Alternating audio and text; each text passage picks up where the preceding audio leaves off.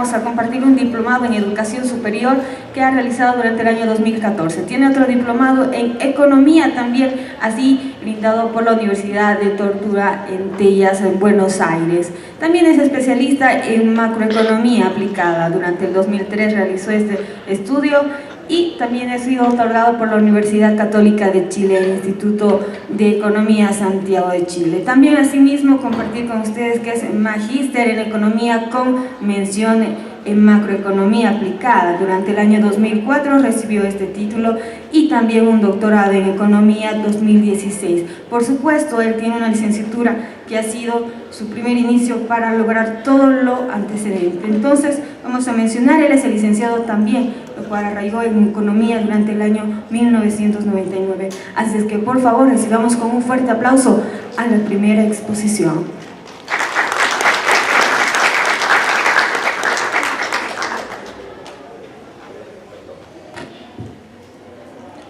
Muy buenos días a todos.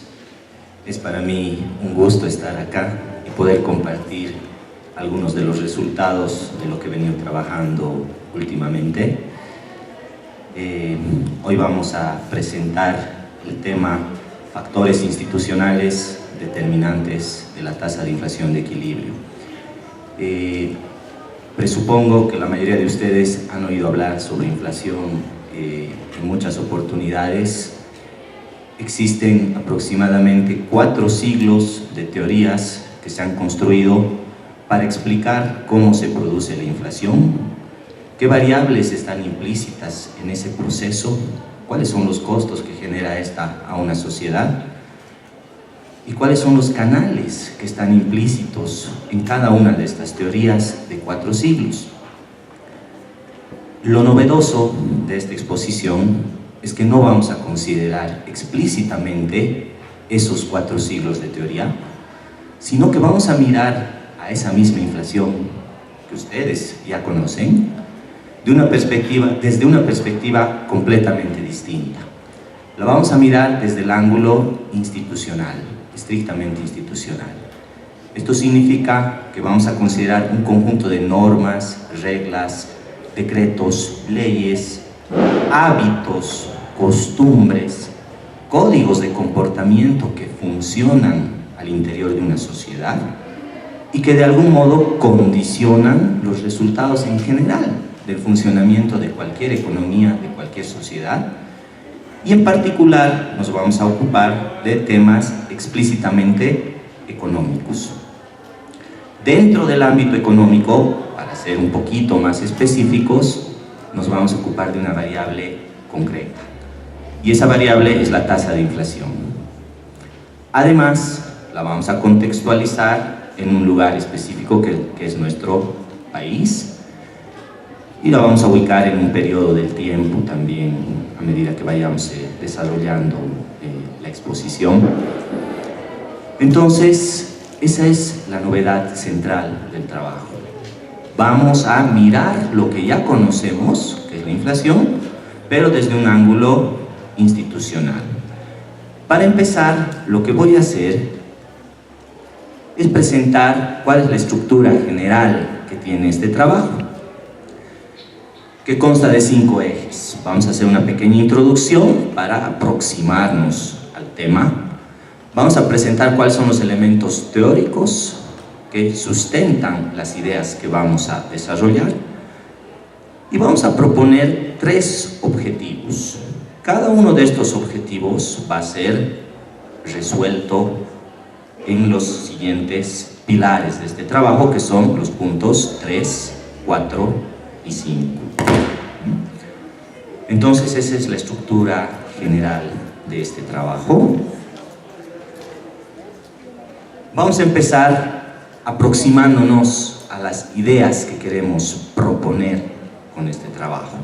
En primer lugar, tenemos que justificar por qué nos ocupamos de estudiar la inflación, qué sentido tiene, por qué es importante, qué nos motiva a estudiar la inflación y además hacerlo desde este ángulo que se ha propuesto.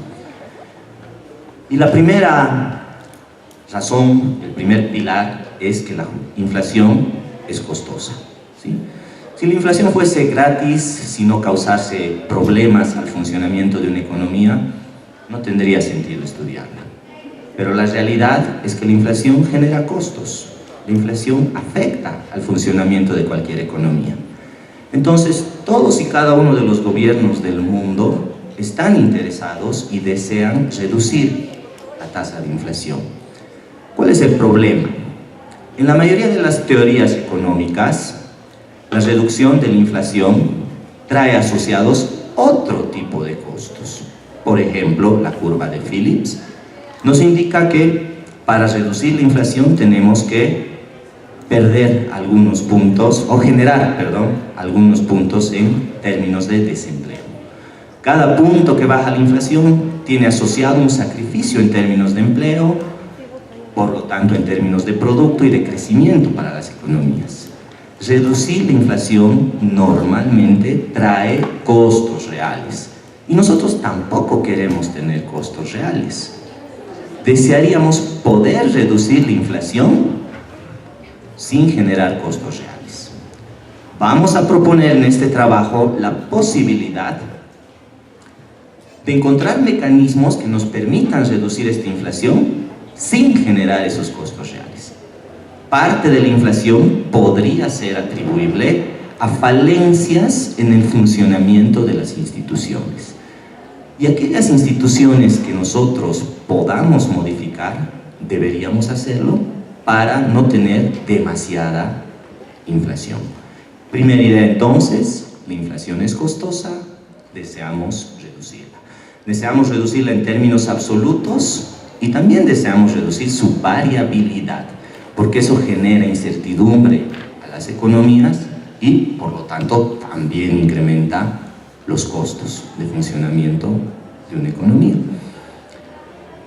Esa es una razón importante, además, porque la inflación al estrato social que más afecta es a los más pobres.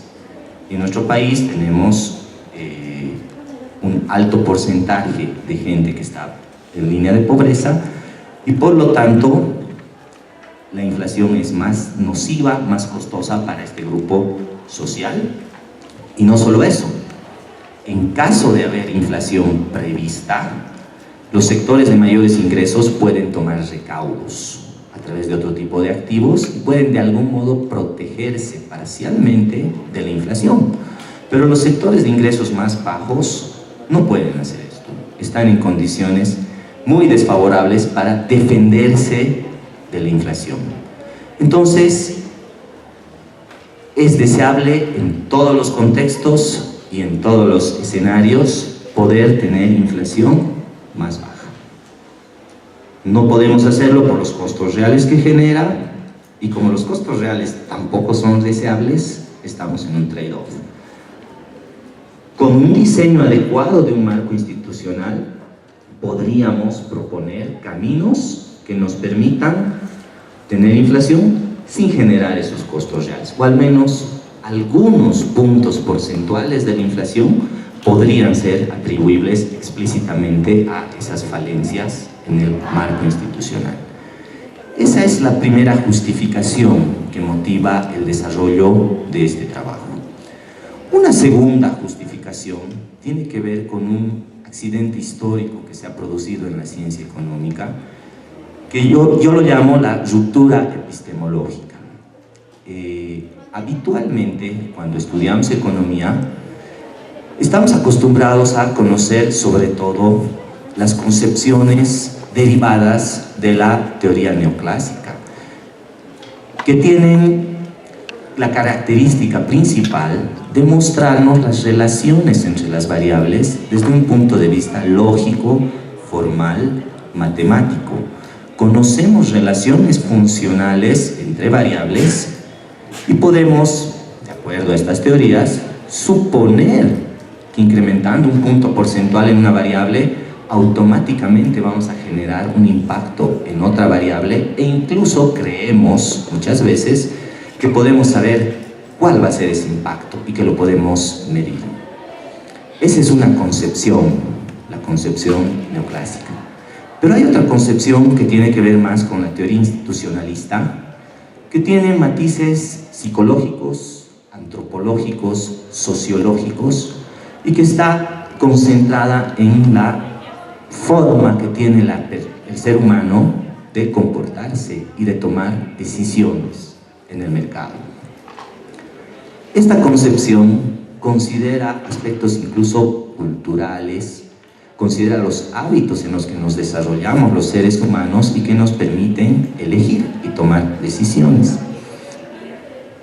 Lamentablemente se ha producido históricamente esta ruptura epistemológica y se ha prestado muchísima atención e interés, y de hecho la mayoría de los premios Nobel vienen del área neoclásica, y se ha descuidado un poco el área institucionalista, antropológica, sociológica, psicológica, cultural, que contempla al ser humano como centro de la toma de decisiones y por lo tanto de resultados económicos.